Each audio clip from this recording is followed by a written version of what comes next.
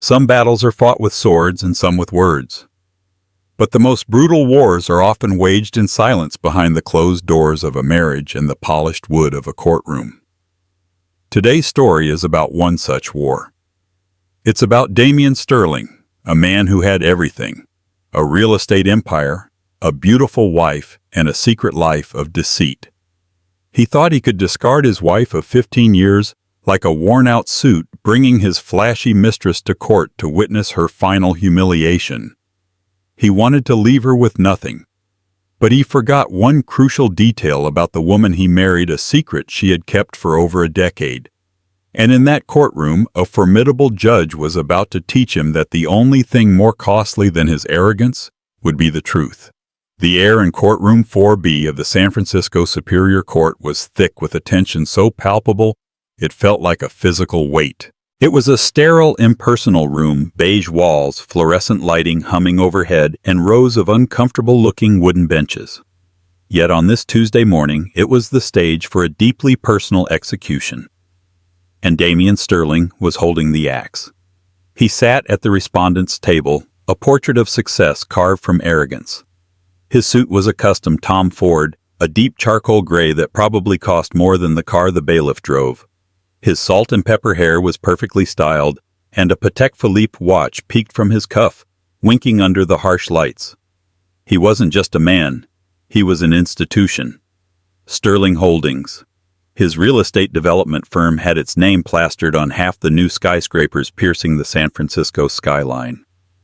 He was powerful, influential, and right now he was radiating a smug satisfaction that was almost suffocating. Beside him, a deliberate and cruel choice of seating, sat Isabella Rossi. She was 20 years his junior, a vibrant splash of color in the monochrome courtroom. Her dress was a scandalously red alaya that hugged every curve, and her jewelry wasn't just expensive, it was loud. A diamond necklace which Damian had gifted her last month in Monaco glittered like a weapon at her throat.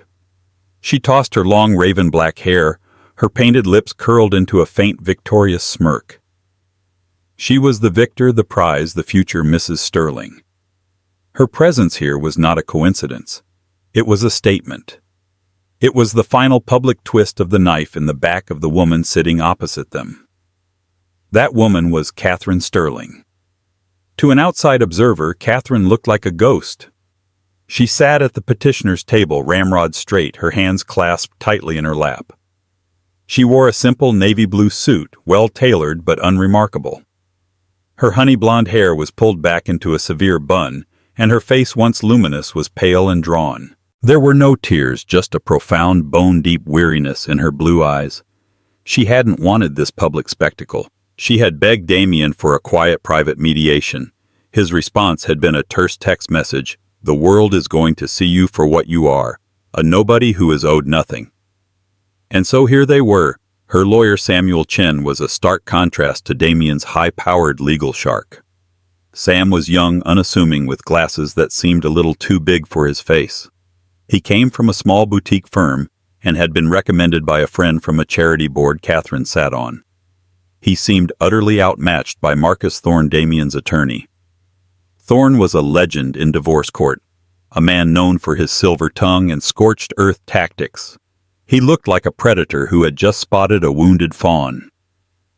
The proceedings began, presided over by Judge Annalise Keller. Judge Keller was a woman in her late 50s with a formidable reputation. She had sharp, intelligent eyes that missed nothing, and a demeanor that promised no tolerance for theatrics. Her gray hair was cut in a severe no-nonsense bob, and she surveyed the room over the top of her reading glasses with an expression of mild impatience. Marcus Thorne rose, his voice smooth and confident, filling the room. "Your Honor, we are here today to dissolve the 15-year marriage between my client, Mr. Damian Sterling, and the petitioner, Mrs. Catherine Sterling. This is a simple, straightforward matter. Mr. Sterling is a self-made man, a titan of industry who has built an empire through his own sweat, genius, and relentless hard work." He gestured magnanimously towards Damian, who gave a slight, kingly nod. "Mrs. Sterling," Thorne continued, his tone shifting to one of condescending pity, "has been a homemaker. She has enjoyed a lifestyle of unimaginable luxury funded entirely by my client's efforts. She has not worked a day in 15 years. She contributed nothing to the accumulation of the marital assets. Now, at the end of this union, she seeks to cripple the very engine of that prosperity. Catherine flinched, a barely perceptible tightening of her jaw. She had raised their 2 children who were now away at college. She had managed their 3 homes, organized every charity event that burnished his public image and supported his every ambition, often at the expense of her own. She had been a partner, a confidant, a social strategist. But in Thorne's narrative, she was reduced to a kept woman. Mr. Sterling, in his profound generosity, Thorne announced, is prepared to make a final conclusive offer. Despite Mrs. Sterling's lack of contribution, he is offering a one-time lump sum payment of $5 million. A collective gasp rippled through the few observers in the gallery. $5 million sounded like a fortune, but it was a calculated insult. Sterling Holdings was valued at over $900 million. The marital estate, the mansions, the yacht, the art collection, the stock portfolios was worth at least $200 million. In California, a community property state, she was legally entitled to half. His offer was less than 5% of her share. It wasn't a settlement, it was a dismissal. This sum, Thorne added, is more than enough for Mrs. Sterling to live comfortably for the rest of her life. To ask for more would be nothing short of avarice. We believe this is more than fair and hope to conclude this matter swiftly. He sat down. Damian leaned over and whispered something in Isabella's ear, and she let out a quiet, cruel laugh that was just loud enough for Catherine to hear. It was a sound designed to shatter what little composure she had left. Catherine's gaze remained fixed on the polished surface of her table. She felt the weight of every eye in the room on her. The humiliated wife, the discarded woman, the gold digger being put in her place. This was the exact scene Damian had scripted. He wanted to break her not just legally, but spiritually. He wanted to watch her crumble. Judge Keller looked over at Catherine's table. Mr. Chen, your response. Samuel Chen stood up. He adjusted his glasses, took a sip of water, and looked not at the judge, but directly at Damian Sterling. His voice, when it came, was quiet, calm, and utterly devoid of the bluster that had characterized Thorne's speech. Your Honor, he said, we respectfully reject the generous offer from Mr. Sterling. He paused, letting the silence hang in the air. And we would now like to call Mr. Damian Sterling to the stand for cross-examination. Marcus Thorne let out a short, incredulous laugh.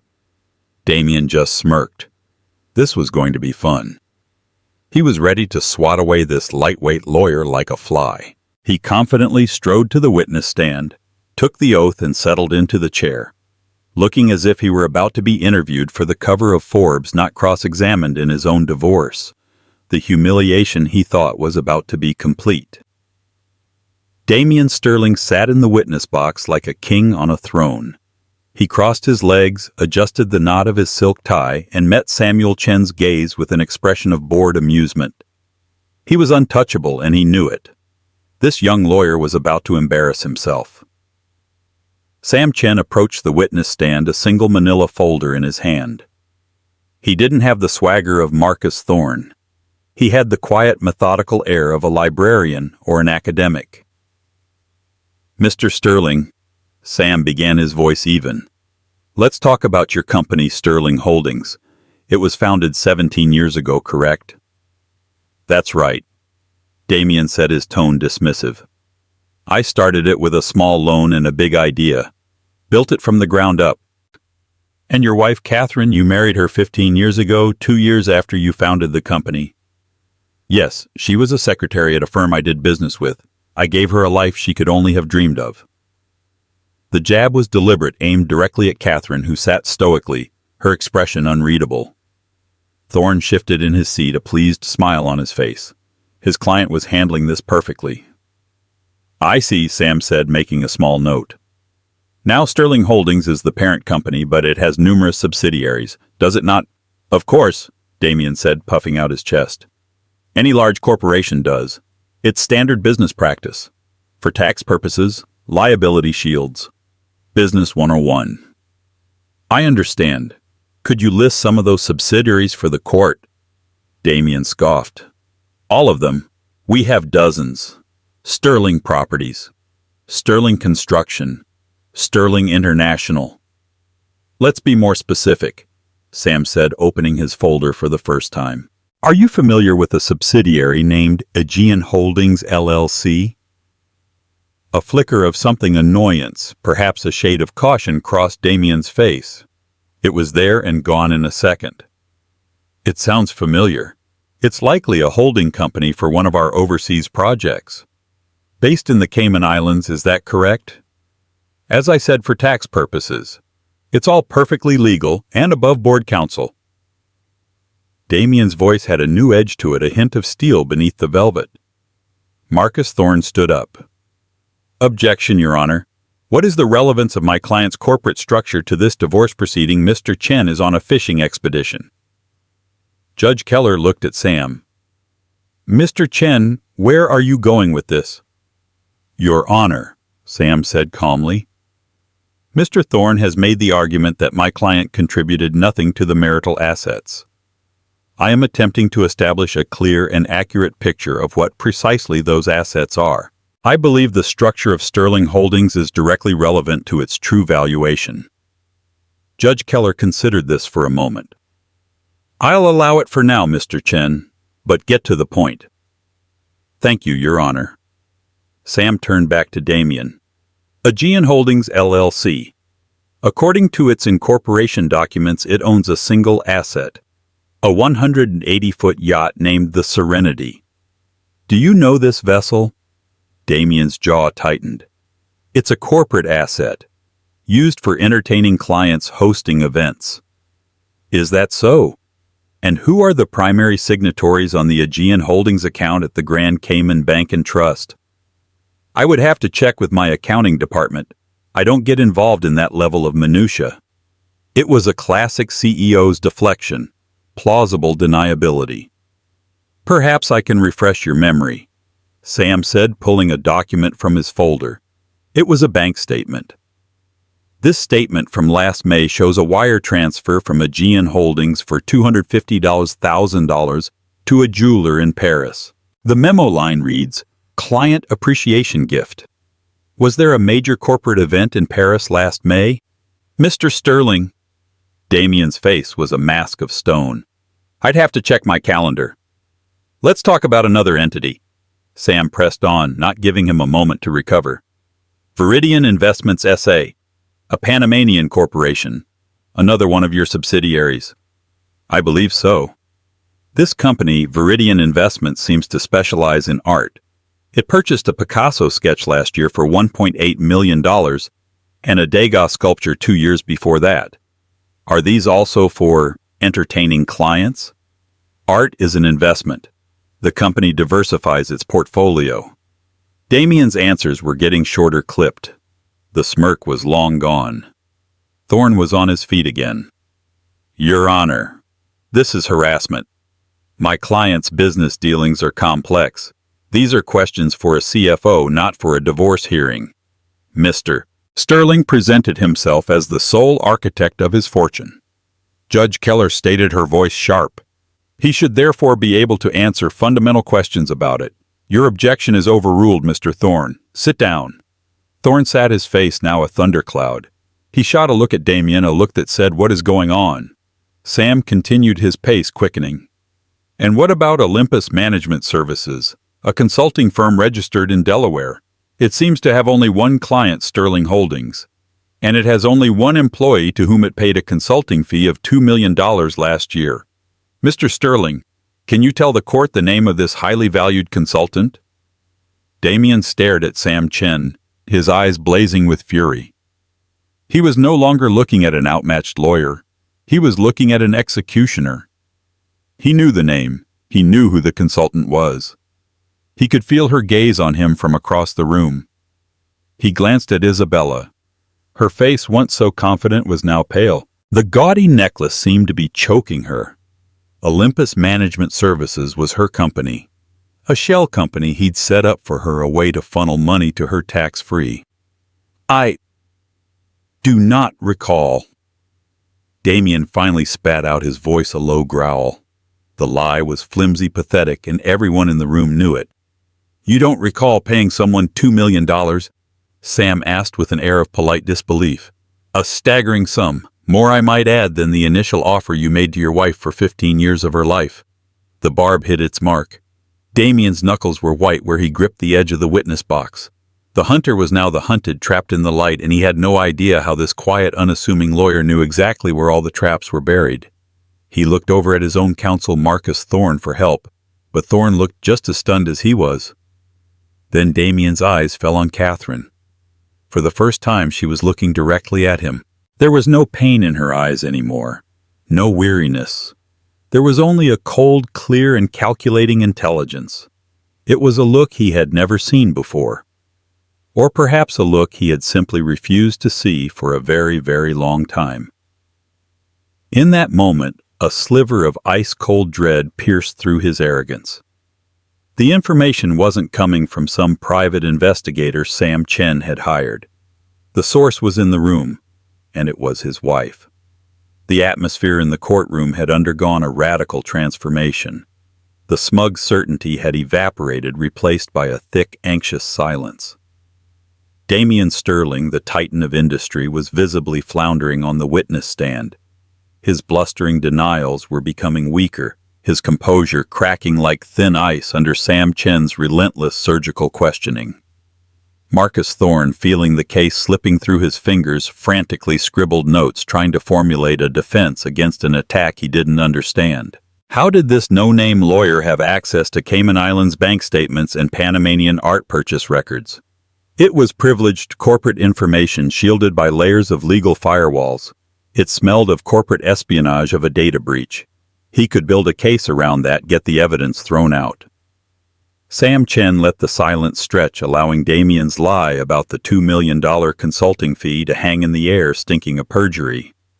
He then turned his attention back to his folder, as if choosing his next line of attack. Mr. Sterling, he began again, his voice as calm as ever. You've testified that your wife Catherine was a secretary when you met her, and that she has not worked a day since your marriage. That's correct, Damian snapped, seizing on what he thought was safer ground. She was happy to stop working and enjoy the life I provided. And what was the name of the firm where she worked as a secretary? Sam asked. I don't remember. Some accounting firm. It was 15 years ago. Would that firm be Deloitte? Sam asked, his eyes locking onto Damian's. One of the big four accounting organizations in the world. Damian hesitated. It might have been. What's your point? My point, Mr. Sterling, is that my client was never a secretary, Sam said, his voice rising with controlled power for the first time. It seems in your whirlwind romance and subsequent proposal you overlooked a few key details of her resume. When you met Catherine, she was not a secretary. She was a senior associate in the forensic accounting division. A low murmur swept through the courtroom. Marcus Thorne's head snapped up. Judge Keller leaned forward, her pen frozen over her notepad. Isabella Rossi looked from Damian to Catherine with wide, confused eyes. Damian stared, his mind refusing to process the words. Forensic accountant, Catherine. The woman who organized his dinner parties and picked out fabrics for the curtains. It was impossible. Sam Chen took a step closer to the witness box. For the court's benefit, a forensic accountant is a professional who utilizes accounting, auditing, and investigative skills to examine financial records in conjunction with legal disputes or fraud. They are, in essence, financial detectives. My client, Catherine Sterling, graduated summa cum laude from the University of Pennsylvania's Wharton School with a dual degree in accounting and finance. Before she met you, she was one of the most promising young talents at Deloitte. She wasn't just good at her job, Mr. Sterling. She was brilliant. The room was utterly still. The narrative Damian and his lawyer had so carefully constructed of the simple, non-contributing housewife had just been blown to pieces. She gave up that career. Sam continued, his voice resonating with moral authority. Because you asked her to. Because you said you needed a full-time partner to help build your social and public life. She did it out of love and a belief in your shared future. But you seem to have made a critical error in judgment, Mr. Sterling. You assumed that because she stopped working for Deloitte, she stopped being a forensic accountant. You assumed the woman running your homes, raising your children, and balancing the household accounts had simply forgotten how to read a balance sheet. He turned and looked at Catherine. For the first time that day, a small, sad smile touched her lips. It was a smile of vindication. "Objection!" Thorne roared, finally finding his voice. He shot to his feet, his face red with fury and embarrassment. This is irrelevant. It's character testimony. What she did for a living 2 decades ago has no bearing on the assets of this marriage. On the contrary, Mr. Thorne, Judge Keller interjected, her voice dangerously quiet. She was looking at Catherine with a newfound respect. It seems it may have every bearing on this case. Your objection is overruled. Please continue, Mr. Chen. Sam nodded to the judge. Thank you, Your Honor. He turned back to the shell-shocked man in the witness box. Mr. Sterling, for the past 7 years, ever since you began your affair with Ms. Rossi over there, he said, gesturing coolly towards Isabella, who physically recoiled as if struck. My client has suspected your infidelity. But more than that, she suspected you were moving marital assets, hiding them in anticipation of an eventual divorce. So she did what she does best. She started digging. He walked back to his table and lifted a large, heavy banker's box, placing it on the table with a solid, definitive thud. He opened the lid. It was filled with ledgers, binders, and USB drives. You see, Mr. Sterling, while you were flying Ms. Rossi to Monaco and buying her consulting services, your wife was spending her nights in her home office. She wasn't planning menus or charity galas. She was performing the most complex forensic audit of her life into you. She meticulously tracked the discrepancies between your public corporate filings and the private financial data she had access to as your wife. She cross-referenced credit card statements with your travel itineraries. She taught herself the intricacies of international shell corporations and tax havens. She found the digital breadcrumbs you thought you had so cleverly deleted. Sam pulled a thick bound ledger from the box. This, Your Honor, he said, holding it up for all to see, is what we are calling the Shadow Ledger, compiled by Mrs. Sterling herself. It details with irrefutable documentation over $60 million in marital assets that Mr. Sterling has illegally and fraudulently concealed from this court and from his wife. Damian Sterling stared at the ledger, then at his wife. The pale, broken woman was gone. In her place was a formidable adversary, an expert who had quietly, patiently, and brilliantly built the case that was now annihilating him. He had brought her to court to humiliate her, to display her as a weak and worthless dependent. Instead, she had orchestrated his complete and utter ruin using the very skills he had never bothered to acknowledge. He opened his mouth to speak, to deny, to rage, but no words came out. He was for the first time in his adult life completely and utterly speechless. The axe he had been so eager to wield had been snatched from his hands, and it was now hovering directly over his own neck. The Shadow Ledger sat on the petitioner's table, not merely as a book of accounts, but as a monument to 7 years of silent, meticulous rebellion. Its physical presence seemed to suck the air from the room, creating a vacuum of dread that centered on Damian Sterling. He remained on the witness stand, trapped in the harsh glare of the fluorescent lights, his face a canvas of disbelief and dawning horror. The world he had so masterfully controlled had just been revealed as a fiction, and the author of its unraveling was the woman he had relegated to the role of a silent reader. Marcus Thorne, the legal predator, was utterly defanged. He shuffled papers with hands that trembled slightly, his mind racing not for a strategy but for an escape hatch. This was no longer a divorce. It was a crime scene, and he was standing dangerously close to the primary suspect. The stench of corporate malfeasance, tax evasion, and money laundering was thick in the air, and he knew that stench could cling to a lawyer's reputation for years, poisoning a career built on perceived invincibility. How could this have happened? How could his client have been so reckless, so arrogant as to lie not just to his wife, but to his own counsel? Across the room, Isabella Rossi's vibrant confidence had curdled into a sickly fear. The whispers and smug glances she had shared with Damian just an hour ago felt like a lifetime away. She was beginning to understand that the foundation of her luxurious life wasn't Damian's love or success, but a complex architecture of crime. She was not a queen in a palace. She was a showpiece in a house of cards, and the entire structure was beginning to sway. Judge Keller's eyes, sharp and discerning, moved from the ledger to Catherine, then to Sam Chen. "Mr. Chen," she said, her voice cutting through the tension with crisp authority, "you have made allegations of a truly extraordinary nature. You claim the evidence within that ledger is irrefutable." "It is your honor," Sam replied, his voice steady and respectful. His quiet demeanor now seemed less like meekness and more like the profound confidence of a man holding all the winning cards.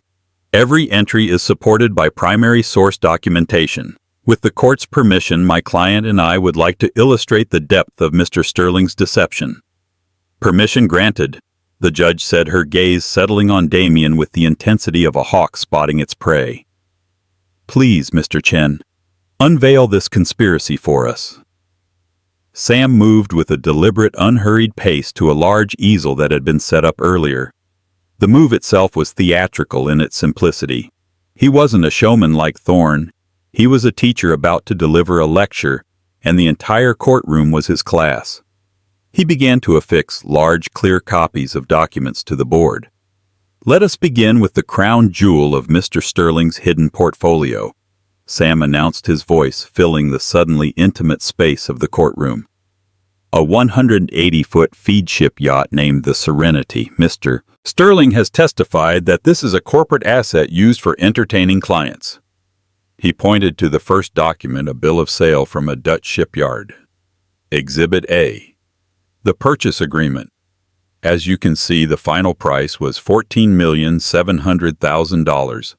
$14,700,000 paid 2 years ago by a corporate entity named Aegean Holdings, LLC. He then placed a second document beside it. Exhibit B. The corresponding capital expenditure report filed with the IRS by Sterling Holdings for that fiscal year. On this document, the Serenity is also listed. However, its declared value is a mere $4 million, $4,000. Furthermore, its classification is not luxury transport, but marine research and survey vessel. A classification that, I might add, made Sterling Holdings eligible for a substantial alternative energy tax credit, which they claimed. A low gasp came from the gallery. This was no longer just about hiding money from a spouse. This was a direct multi-million-dollar fraud perpetrated against the U.S. government. A discrepancy of $10.7 million. Sam stated, letting the number hang in the air. "So where did that money come from? And how did my client, a supposed homemaker, uncover a scheme buried in layers of corporate secrecy?" Sam paused, turning to look at Catherine, who gave him a slight, almost imperceptible nod. "It began with a single loose thread. 2 years ago, Mr. Sterling came home from a business trip and carelessly left his briefcase unlocked in the home study. Inside, Mrs. Sterling noticed a statement for a bank account she didn't recognize, an account for Aegean Holdings. Being his wife, she knew he had no legitimate business in the Aegean. Out of a long simmering suspicion, she made a copy. That was the beginning." Damian's head snapped up. He remembered that trip. He remembered being cavalier drunk on his own success and his secret life. The image of his unlocked briefcase flashed in his mind, a moment of staggering carelessness that had just cost him his empire. "That one statement," Sam continued, "gave my client an account number and a routing number. It was the key. She spent the next 2 years using that key to unlock every door Mr. Sterling had sealed shut. She hired, under the guise of a freelance financial journalist, a maritime intelligence firm to track the yacht's satellite data. She cross-referenced that data with fuel receipts and port docking fees that she meticulously unearthed from dozens of other accounts. and she discovered a pattern. Sam attached a large color-coded map to the easel. It showed the yacht's movements over 24 months. A series of lines snaked between glamorous ports: St. Bart's, Ibiza, Portofino, Monaco. "This is the travel history of the marine research vessel," he said with cutting irony. As for the clients being entertained, Mrs. Sterling found only one recurring guest. He then attached a collage of 5 large glossy prints. They were screenshots from Isabella Rossi's public Instagram profile. The first showed her posing on the yacht's bow, the coast of Amalfi, behind her with the caption, "Living the dream, D is the best # boss." The second was of her and 2 friends drinking champagne on the deck in a St. Bart's marina. The third, a close-up of a diamond bracelet on her wrist, with the distinctive railing of the Serenity visible in the background, captioned, "He spoils me." Isabella made a small strangled sound. It was her life, her carefully curated feed of envy-inducing posts, now repurposed as Exhibit C in a federal fraud case. She felt a wave of nausea. Her public triumph had become her public execution. "But the deception goes deeper," Sam pressed on, his voice relentless.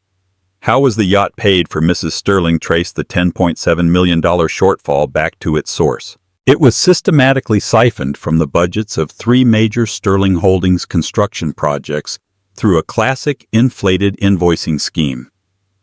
He pointed to a new document, a detailed flowchart. The Azure Tower project was overbilled for 2,000 tons of structural steel that never existed.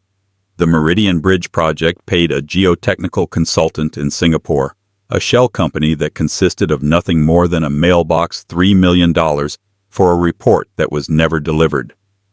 The money was laundered through 3 countries before landing in the Aegean Holdings account to complete the purchase of Ms. Rossi's floating palace. Damian felt the blood drain from his face. This wasn't just an accusation, it was a vivisection. Chen was laying open the organs of his secret financial body for the entire court to see, and he was using a scalpel forged by his own wife, lest the court believe this was a one-time indulgence. Sam said, changing the documents on the easel, "Let us examine a more systemic fraud. Exhibit D. The payroll for a subsidiary named Sterling Urban Development. You will note a senior project manager by the name of George Harrison, earning an annual salary of $200,000 plus benefits." He then placed another document beside it. Exhibit E. A certified letter from the Social Security Administration obtained by my client stating that no Social Security number has ever been issued to a George Harrison matching the date of birth on his employee file. Mr. Harrison, in fact, does not exist. He is a phantom. And his bi-weekly paychecks, Mrs. Sterling traced them. They were deposited directly into a brokerage account in Delaware, an account held in Mr. Damian Sterling's name alone. The room was now utterly frozen. If the yacht was a story of grand larceny, the phantom employee was a story of insidious, calculated, and repeatable theft. It showed a criminal methodology. Marcus Thorne sank lower in his chair, the legal fight completely gone from him. He was now just a spectator at his own client's immolation. Sam Chen let that sink in before delivering the final personal blow. He walked slowly, deliberately towards Isabella Rossi, who flinched as he approached. "Finally, Your Honor," he said, his voice dropping slightly. The fraud was not always on such a grand scale. Sometimes it was as small and as personal as the necklace Ms. Rossi is wearing at this very moment. All eyes turned to the glittering diamonds at Isabella's throat. She raised a trembling hand to touch it, as if it were suddenly burning her skin. "A magnificent piece, a graph icon necklace valued at $50,000, Sam said. "A generous gift, but Mr. Sterling is too shrewd to pay for such things from his own pocket." He walked back to the easel and attached one final document, a corporate expense report. Exhibit F. An expense claim from Mr. Sterling filed 3 months ago. The amount $50,000. The reason venue and catering deposit for the annual Sterling Client Summit. Mrs. Sterling, in her diligence, confirmed with your own company's event director that no such summit was ever planned. The money was wired to Graff Jewelers the next day. Sam turned from the easel and faced the judge, his presentation complete. The yacht, the phantom employee, the diamonds. They are just 3 examples among dozens detailed in this ledger. Every vacation, every gift, every wire transfer to Ms. Rosie's sham consulting firm, it was all paid for with stolen money. Money stolen from his own company, from his shareholders, and from the U.S. Treasury. He wasn't just cheating on his wife, Your Honor. He was funding his affair with a massive, ongoing criminal enterprise. The final sentence landed with the force of a physical impact. The conspiracy was laid bare, no longer an allegation but a documented fact. Marcus Thorne, jolted into action by pure professional terror, staggered to his feet. Your Honor, he stammered, his voice hoarse. These are shocking and unsubstantiated. He stopped, knowing how foolish he sounded. He changed tactics. Your Honor, in light of this ambush, I must request a recess to confer with my client. We have not had time to review this supposed evidence. Judge Keller's eyes, which had been burning holes into Damian, shifted to Thorne. Her expression was one of pure, unadulterated contempt. An ambush, Mr. Thorne, she said, her voice dangerously soft.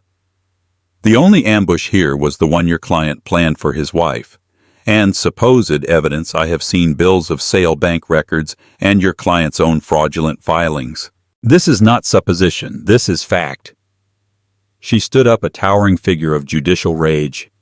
Your request for a recess is denied. This charade is over.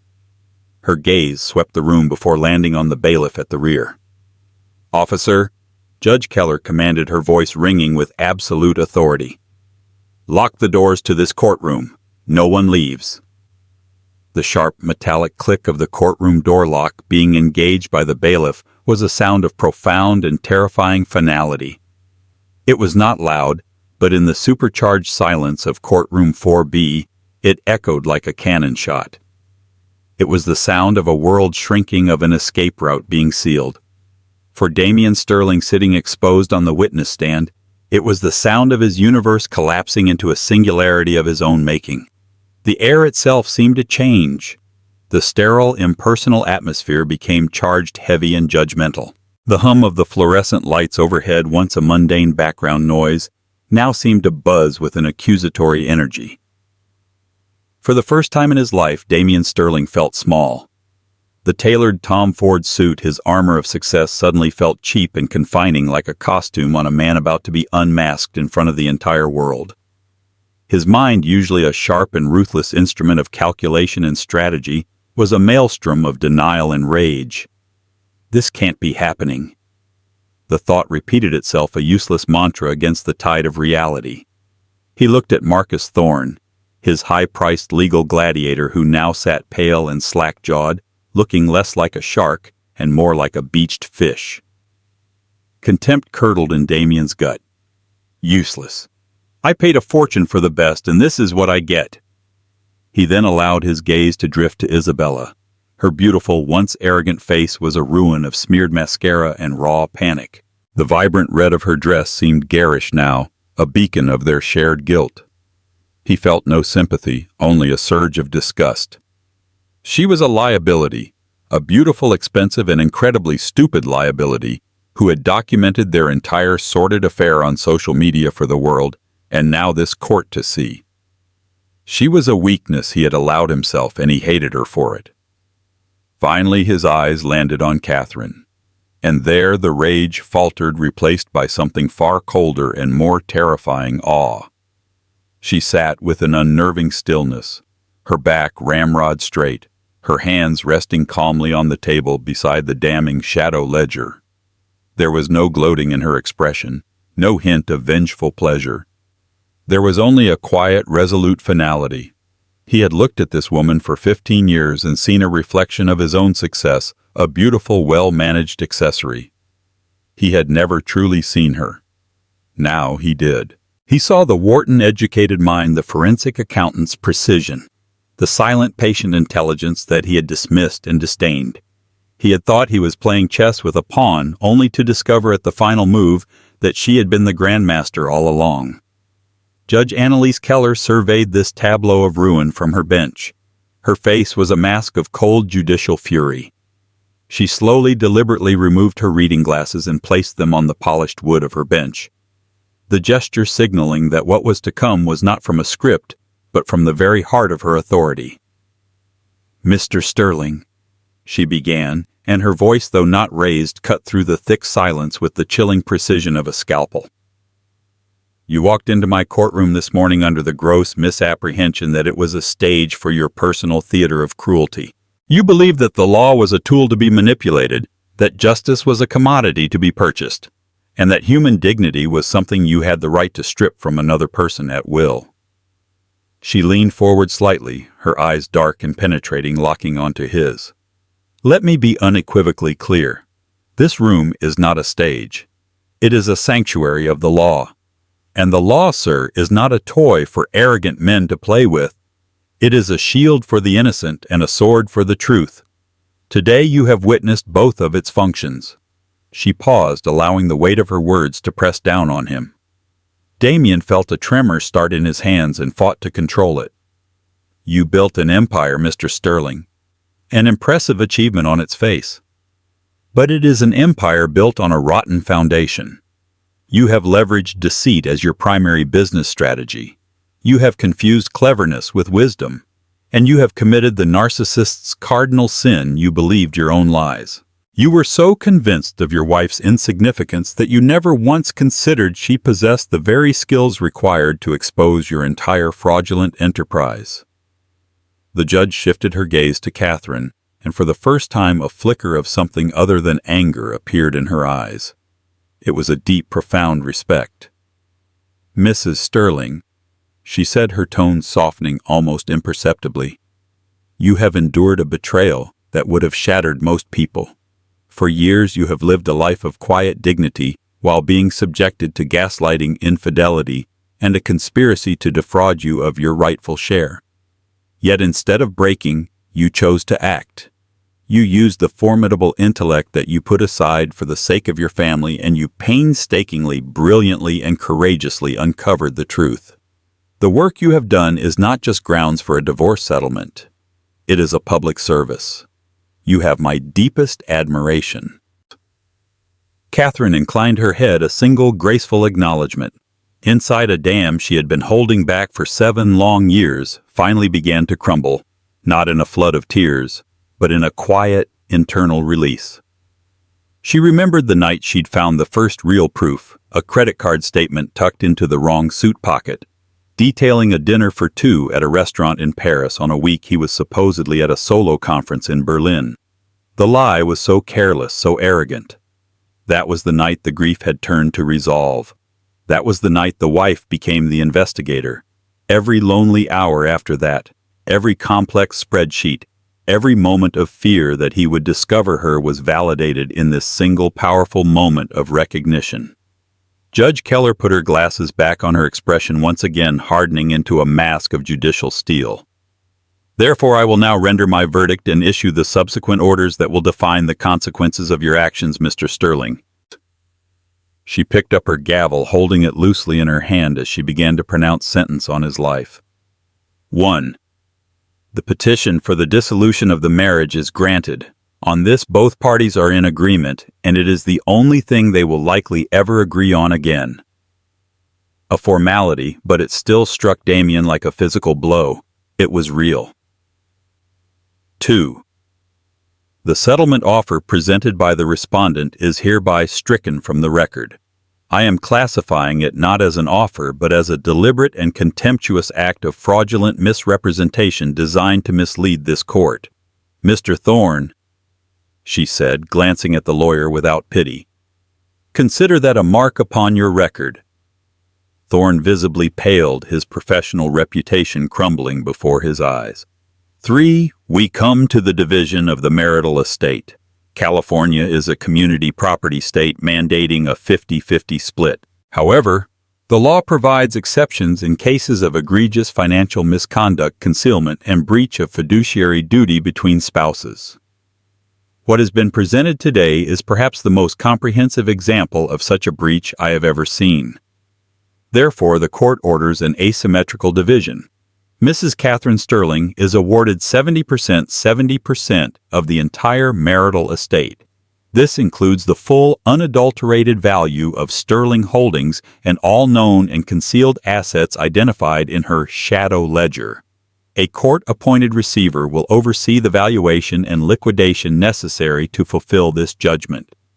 70%. The number detonated in Damian's mind. It wasn't just a loss of money, it was a loss of control. It meant Catherine would become the majority owner of his life's work. She could dismantle it, sell it, run it into the ground out of spite. The company that bore his name would no longer be his. The thought was so abhorrent, so impossible, that he felt a wave of dizziness. 4. The judge's voice cut through his spiraling thoughts, relentless. Given the overwhelming evidence of criminal activity, I am ordering an immediate and total freeze on all assets, both personal and corporate, belonging to Damian Sterling. This includes every bank account, every stock portfolio, every property title, and every credit line. The Sterling Holdings corporate accounts and those of its labyrinth of shell companies are to be frozen, pending a full federal investigation. You will not be able to move a single dollar. The cage door had not just been locked, it had been welded shut. He was financially paralyzed. 5. The evidence presented today, specifically the shadow ledger and all its supporting documentation, is now the property of this court. It is to be immediately duplicated and transmitted under seal to the office of the District Attorney for the Northern District of California and the Criminal Investigation Division of the Internal Revenue Service. Mr. Sterling, your problems are no longer merely civil. Criminal. The word hung in the air, sucking all the oxygen out of the room. This was no longer about a divorce. It was about prison. Years. Decades, perhaps. The smug millionaire who had flown on private jets would be trading his Tom Ford suit for a prison jumpsuit. The reality of it was so monstrous he could not fully grasp it. And 6, Judge Keller added, her gaze like flint. You are clearly a flight risk with demonstrated experience in moving assets and yourself across international borders. You will surrender your passport to the court bailiff before you are permitted to leave this courtroom today. Finally, she turned her attention to the weeping woman in red. Miss Rossi, the judge said, her voice dripping with disdain, the gifts you so ostentatiously displayed and the millions in consulting fees you received appeared to be the direct proceeds of criminal fraud. As such, all your known assets will also be subject to the freeze and subsequent investigation. You are a party to this conspiracy, whether through ignorance or complicity. I suggest you find yourself a very good criminal defense attorney, and I suggest you do it immediately. You are excused. Isabella, looking utterly broken, stumbled from her chair. The diamond necklace seemed to weigh 1,000 pounds. With a final horrified look at Damian, she fled the courtroom, her sobs echoing in the hall, the first casualty to abandon the sinking ship. Judge Keller held up the gavel. She looked directly at Damian Sterling, a man she had systematically dismantled piece by piece. You came here today to write the final chapter of your wife's story, to cast her as a footnote in your biography, she said, her voice resonating with the weight of her office. Instead, you have become a cautionary tale in hers. This court is adjourned. Crack. The sound of the gavel striking the wood was sharp, absolute, and devastating. It was the sound of an empire falling. It was the sound of justice. Damian Sterling did not move. He simply slumped in the witness chair, his body finally succumbing to the gravity of his ruin. The fire in his eyes was gone, replaced by the vacant, hollow stare of a man who had lost everything. Catherine Sterling, however, moved with a quiet, deliberate grace. She stood, smoothed the front of her simple navy suit, and gathered her purse. She walked to Sam Chen and extended her hand. "Thank you, Sam," she said, her voice a calm island in the wreckage of the room. "It was an honor, Catherine," he replied, shaking her hand with genuine admiration. She turned and walked toward the courtroom doors. She did not look back. She did not need to. The man she had married, the man who had tried to destroy her, was no longer a part of her world. He was a ghost, a memory, a problem for the United States government. As she stepped through the doors and into the bright sunlit hallway of the courthouse, she took a deep breath. It was the first breath she had taken in years that did not taste of fear or secrecy. It was the breath of a free woman. Her past was a ruin behind a locked door. Her future was an open corridor waiting for her to walk down it. And she did. And so Damian Sterling's grand spectacle of humiliation backfired in the most spectacular way possible. He walked into that courtroom, a king intending to turn his wife into a peasant, but he walked out a criminal stripped of his fortune, his freedom, and his pride. Catherine's story is a powerful, real-life reminder that true strength isn't always loud and flashy. Sometimes it's the quiet, diligent, and underestimated person in the room who holds all the cards. She turned her pain into power, her knowledge into a weapon for justice, and proved that underestimating someone can be the most expensive mistake of all. Her victory wasn't just about money, it was about reclaiming her identity, her dignity, and her future. If this story of justice and vindication resonated with you, if you believe in the power of hidden strength and the eventual triumph of truth, please show your support. Hit that like button to let us know you enjoyed it. Share this video with someone who needs to hear a story of empowerment, and most importantly, subscribe to our channel for more real-life dramas, where the truth always finds its way into the light. Thank you for listening.